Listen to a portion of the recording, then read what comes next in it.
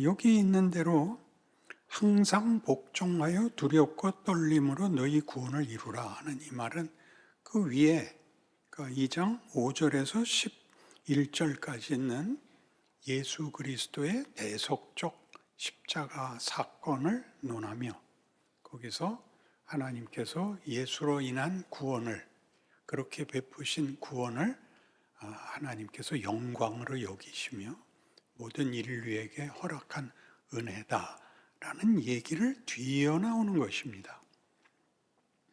그러니까 예수께서 우리 죄를 다 속하고 우리는 이제 예수를 믿으면 지옥 가지 않고 천국을 간다 하는 건 알겠는데 다시 여기 새삼스럽게 항상 복종하여 두렵고 떨림으로 너희 구원을 이루라 이렇게 나오면 이 명령을 어떻게 해석해야 되는지, 신자답게 살아라인지 신자답게 살지 않으면 죽여버리겠다라고 아직도 구원의 문제가 어떻게 운명으로 현실로 어떻게 이해해야 하는지에 대한 우리에게 질문을 주고 있습니다. 여기 15절을 보시면 이는 너희가 흠이 없고 순전하여 어그러지고 거스르는 세대 가운데서 하나님의 흠없는 자녀로 세상에서 그들 가운데 빛들로 나타내며 생명의 말씀을 밝혀 나의 다름질이 헛되지 아니하고 수고도 헛되지 아니하므로 그리스도의 날에 내가 자랑할 것이 있게 하려 함이라 라는 말에는 이제 이 문제를 풀어나갈 어떤 힌트가 보입니다.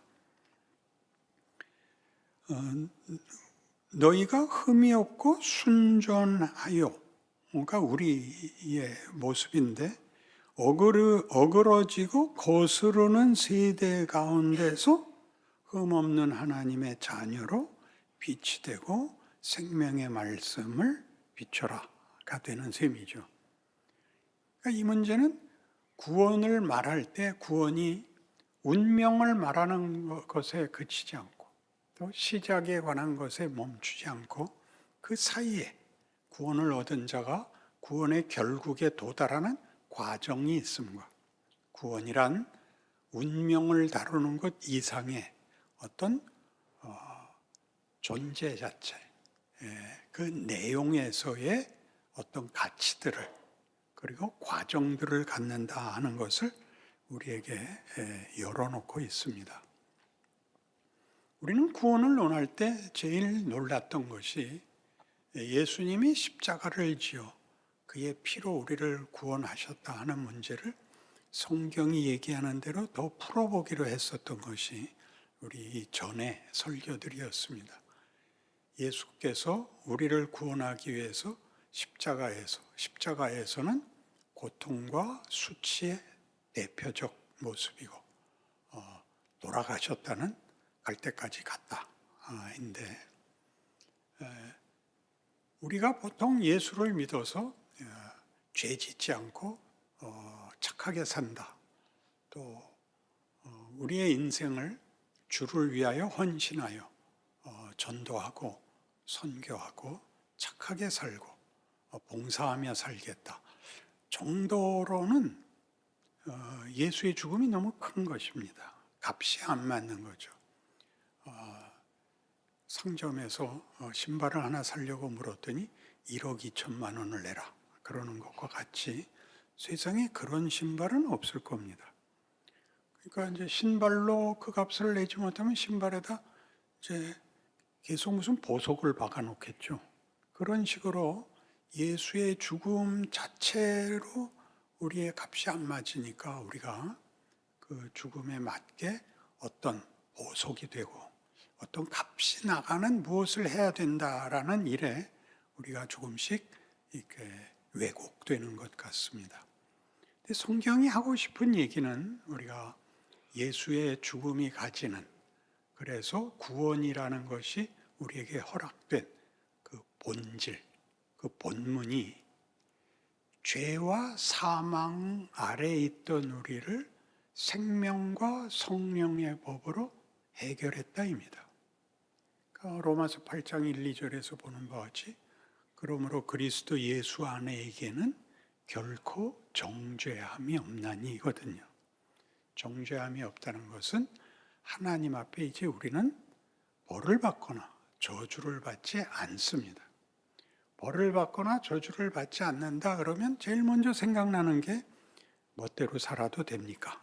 이렇게 반문이 나온다고까지 제가 했습니다. 그럼 그게 뭐냐?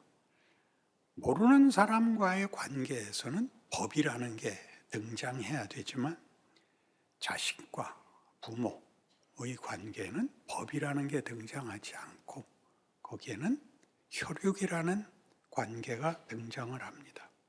혈육은 자식이 아무리 잘못해도 부모는 자식을 죽일 수는 없고 자식은 부모를 죽일 수가 없습니다.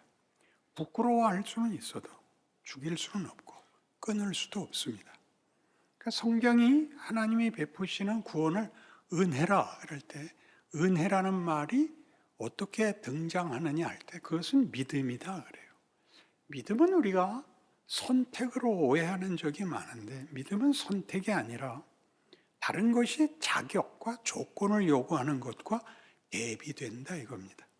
그것은 자격도 아니고 조건도 아니며 혈육 간에서 가지는 것 같은 관계의 친밀성, 연합성 때문에 하나님은 예수 안에서 우리를 끌어안아 우리와 당신을 다시는 분리하지 않겠다를 믿음이라고 합니다. 그래서 로마서 8장 1, 2절을 인용하는 것 같이 그 7장 25절에서 나온 오라 나는 곤고한 사람이로다. 내 마음으로는 하나님의 법을, 내 육신으로는 죄의 법을 따르노라.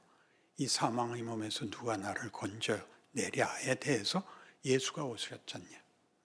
예수가 오셨지 않냐가 어떻게 답이 되냐. 내가 이 갈등 속에 있을지라도 하나님은 나를 다시는 죄와 사망이라는 기준을 가지고 보지 않겠다고 했다. 그것은 생명과 성령의 법으로만 보기로 했다. 부모가 자식에게 요구하는 것은 훌륭해져라입니다. 훌륭해져라. 그 훌륭해져라는 말하자면 우리가 지지고 볶는 것 같은 현실, 일상이 무엇을 하는 기간인가를 알게 합니다. 흠없는 자로, 순전한 자로 어디에 보내지냐 하면 하나님의 자녀로 부름을 받은 구원을 얻은 우리가 어그러지고 거스르는 세대 가운데서 하나님의 흠없는 자녀로 빛과 생명이 되어야 되는 겁니다. 왜 여기다 넣냐 이거죠.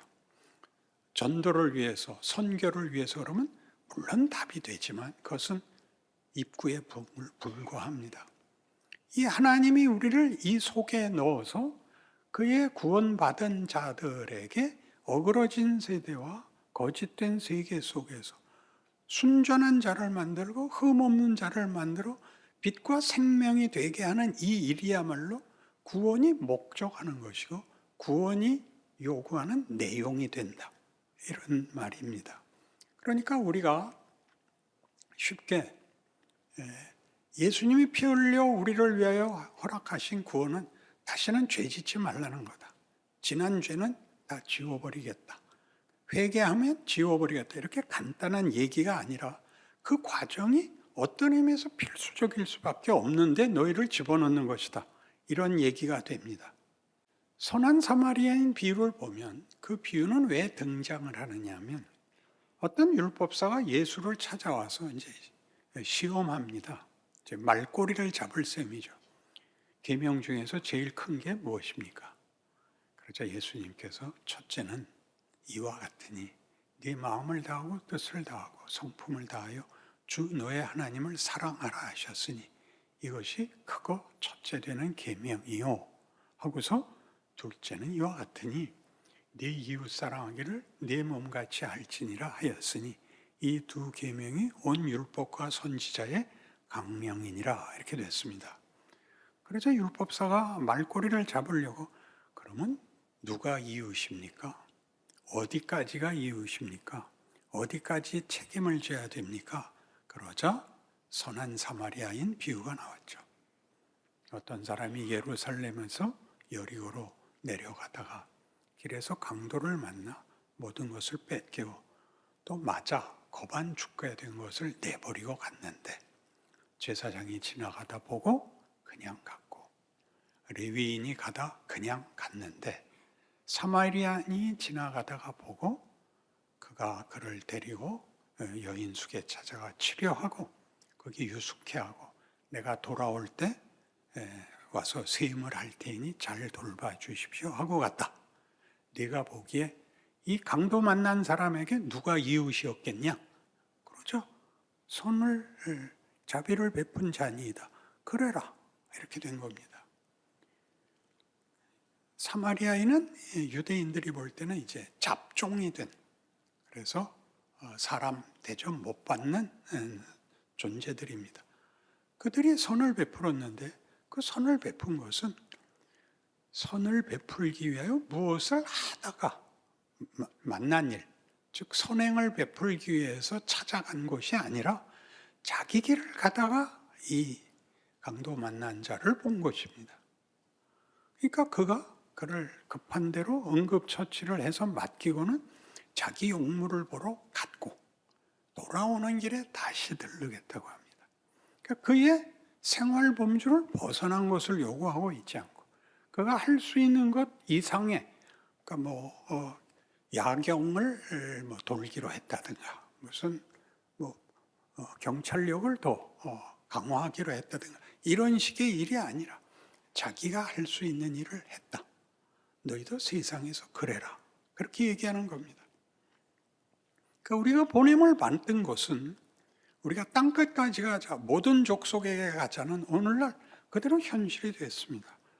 이스라엘에서 볼 때 여기는 가장 먼 것입니다. 오죽하면 이게 유럽식 표현에서 극동이죠. 극동. 동쪽의 끝입니다. 여기까지 복음이 들어왔고, 그런 의미에서 우리는 얼마 앞서지 않은 선조들, 130년쯤 전의 선조들이 전혀 모르던, 동양권에선 알지 못했던 메시아 사상이라는 건 없었습니다. 도덕이 있을지언정. 그때부터 예수를 믿게 됐고, 오늘 우리도 우리 세상 속에서 삶에 지치고 하나님 모르는 사회, 민족 역사, 뿌리, 정서 속에 보냄을 받고 있습니다. 그러니까 이 민족을 다 구원해야 된다는 것은 전도적 차원에서 분명한 책임이지만 우리가 그것에 전념할 수가 없습니다. 하나님이 우리를 일주일 내내 바쁘게 하십니다. 손이 2개 갖고는 모자라는, 머리가 1개 갖고는 모자라는 일을 살면서 여러분의 이웃이 어디 있는가 보십시오. 가족. 제일 많이 만나는 사람, 가족. 2부 때는 누가 여러분의 이웃이고 왼수입니까? 그러죠. 한 여자분이 이렇게 표시를 하셨어요. 옆에 있었던 남자가 누군지 안 물어봐도 되겠죠. 왜 그게 왼수죠? 해결할 수 없는 일에 둘이 묶여 있어서 그렇습니다. 결혼에 대한 가장 큰 오해는 둘은 서로 사랑하는데 사랑을 하자고 부부가 되는 게 아니라 둘이 인생을 살아라입니다. 인생은 아무도 해결을 할 수가 없습니다. 짐을 나누어 줘야 하는데 꼭 생각해, 이 사람 때문에 이 일이 생긴 것 같은 겁니다. 이 시험을 넘어서셔야 됩니다. 이 사람 때문에 생긴 게 아니라 같은 일을 둘이 겪어야 한다는 것이 여러분들에게 위로가 돼야 되지, 이 사람이 알게 된 게 짐이 되면 안 됩니다. 이 사람까지 알게 되면 일어난 일도 힘든데 남자 입장에서 아내까지 근심에 쌓이게 할 수가 없어서 저 술하고 푸는 적이 많습니다. 제 얘기가 아니고요. 비유를 하면 비유를 알아먹나, 유머를 하면 유머를 알아먹나. 그러니까 우리 인생이 이렇게 모든 문제가 이렇게 명분으로 잘려 있는 바람에 하나님이 어떤 분이며 우리 인생을 어떻게 인도하고 무엇을 어떤 식으로 만드느냐에 이런, 말하자면 스토리 같은 게 없습니다. 그래서 그를 본문을 이해할 만한 논리적 또는 현실적 이해는 없고, 저 정답과 해결 이라는 것에 묶이는 바람에 늘 불만이죠. 나는 진심이 있습니다. 왜 하나님은 답하지 않습니까? 이게 최고의 시험입니다.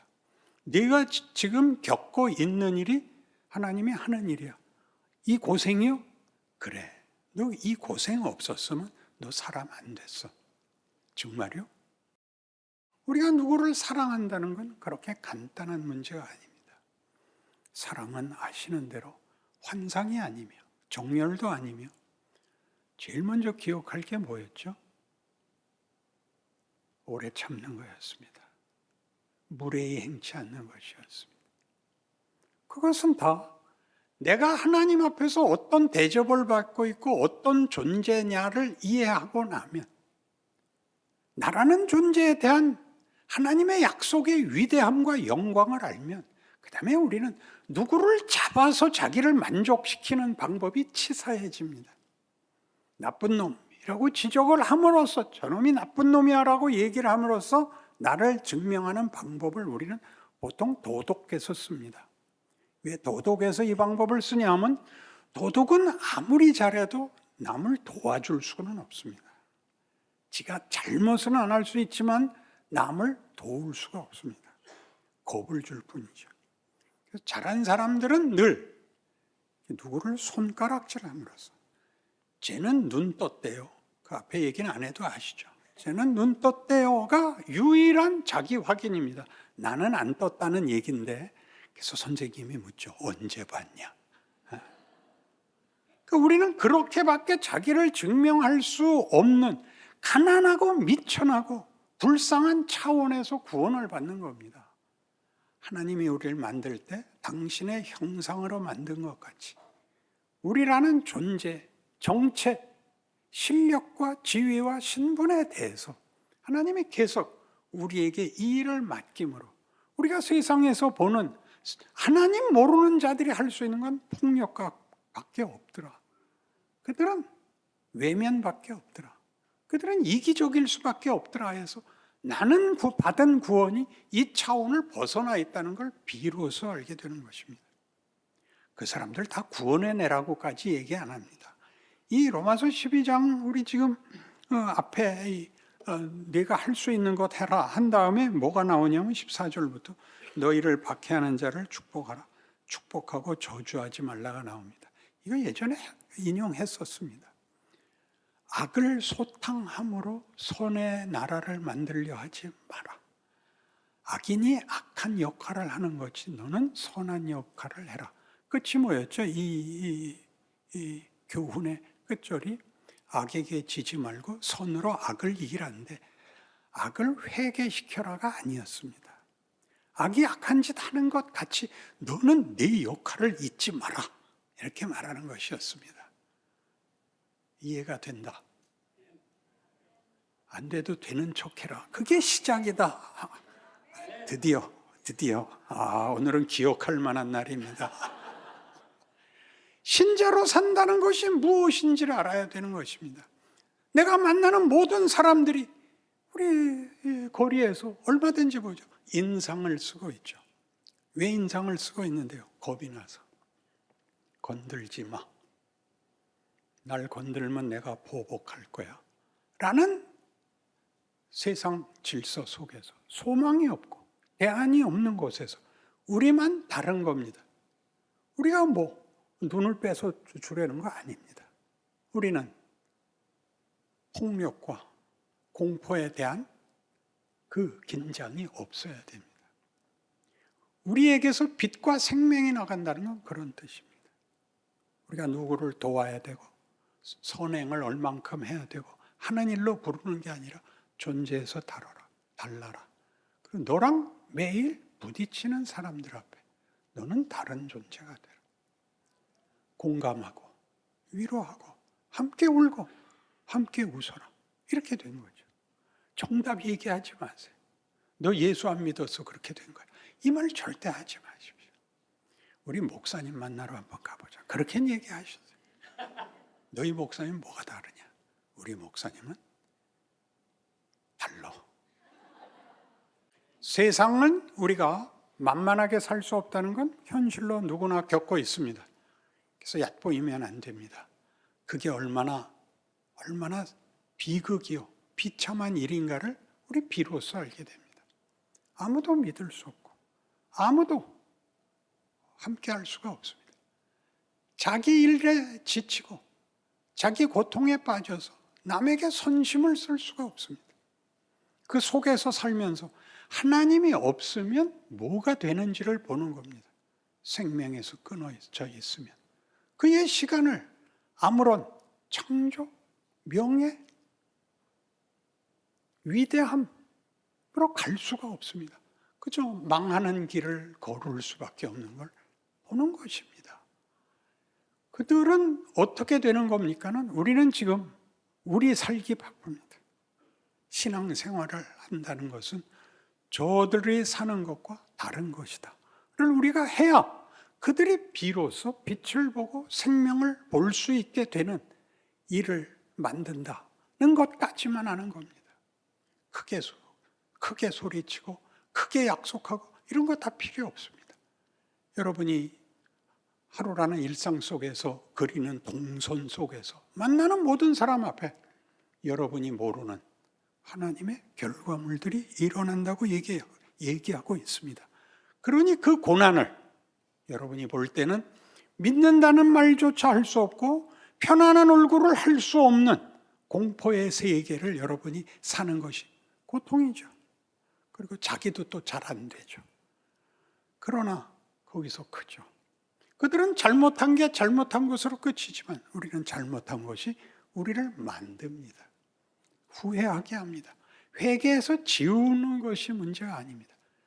이를 갈고 다음에는 이것보단 낫게 할 거야 라고 우리를 성령이 밀어 올리십니다.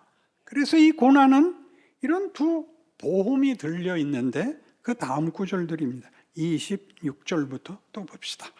이와 같이 성령도 우리의 연약함을 도우시나니 우리는 마땅히 기도할 바를 알지 못하나 오직 성령이 말할 수 없는 탄식으로 우리를 위하여 친히 간구하시느니라.